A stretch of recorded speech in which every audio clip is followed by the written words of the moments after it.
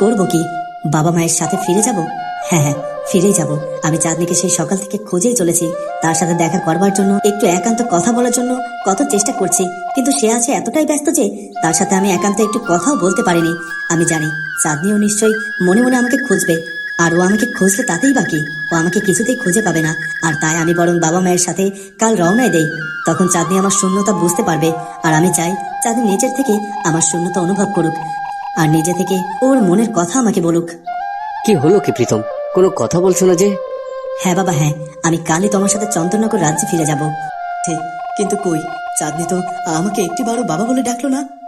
আসলে চাঁদনি অন্যরকম একটা পরিবেশে বড় হয়েছে, হঠাৎ করে এই পরিবেশটাকে সেইভাবে মানিয়ে নিতে পারছে না।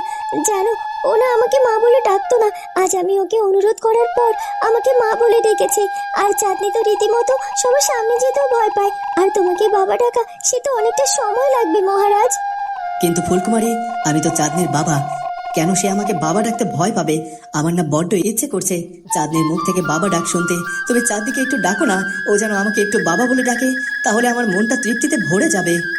হ্যাঁ, তুমি যদি চাঁদনির মুখ থেকে বাবা ডাক শোনো না, তাহলে সত্যি তোমার মধ্যেও পূর্ণতা আসবে। আমি চাঁদনিকে এখানে ডাকবো না, চাঁদনি হয়তো তার কক্ষে আছে। তুমি গিয়ে চাঁদনির সাথে কথা বলতে পারো। তুমি তোমার ভালোবাসা দিয়ে চাঁদনির মন থেকে সব দ্বিধা আর ভয় দূর করে দাও, তাহলে দেখবে আমাদের মেয়ে আমাদের আপন করে নিয়েছে। সব সময় আমাদের বাবা মা বলে ডাকবে ও, ওর মধ্যে আর কোনো সংকোচ থাকবে না। হ্যাঁ হ্যাঁ ফুলকুমারী, এটা তুমি ঠিকই বলেছো। তাহলে আমি চাঁদনির কাছে যাই, কেমন? হ্যাঁ মহারাজ, যাও, গেলেই দেখবে তোমার মনখানাও কত ভালো হয়ে যাবে। আর মেয়ের মুখখানা দেখলে তো এমনিই মনটা জুড়িয়ে যায়, আর বাবা মা ডাক শুনলে তো মনে হয় পৃথিবীর সব সুখ যেন খুঁজে পেয়েছি। তোমাদের এখন সব চিন্তা তো চাঁদনিকে নিয়ে, কারণ চাঁদনি তো তোমাদের নিজেদের সন্তান, আর আমি তো পরের সন্তান, তাই না? আর এখন আমার কি হলো না হলো সেসব নিয়ে তোমাদের কোনো মাথা ব্যথা নেই।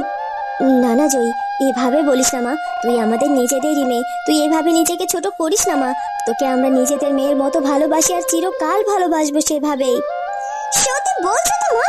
তোমরা চিরকাল আমাকে এভাবেই ভালোবাসবে, আমাকে কখনো কষ্ট দেবে না, আমি যা চাই আমাকে তাই দেবে?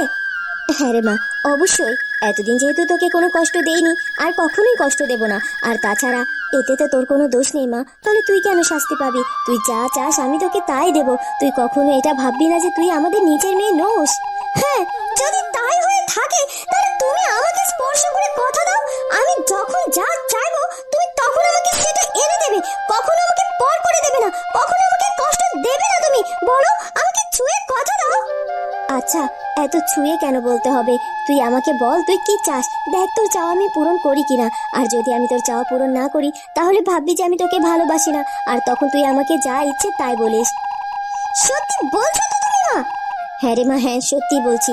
এতদিনে তুই আমাকে চিনলি না? তোর মা যখন যে কথা দেয় সে কথার খেলাপ কখনো করে না, আর এটা তোকে এখন আমাকে আবার নতুন করে বোঝাতে হবে?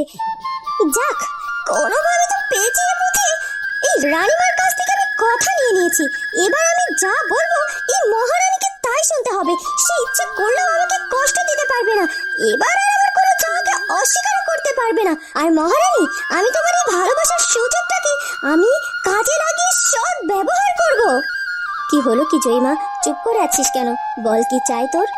হ্যাঁ মা, বলবো অবশ্যই। তবে আজকে তুমি আমাকে এতটুকু সান্ত্বনা দিয়েছো, এতেই আমি খুব খুশি। তবে আমার যখন যেটা চাওয়ার সেটা সময় মতো আমি ঠিকই চেয়ে নেব মা। এখন আমি আসি। এই কথা বলে জয়ী সেখান থেকে চলে যায়।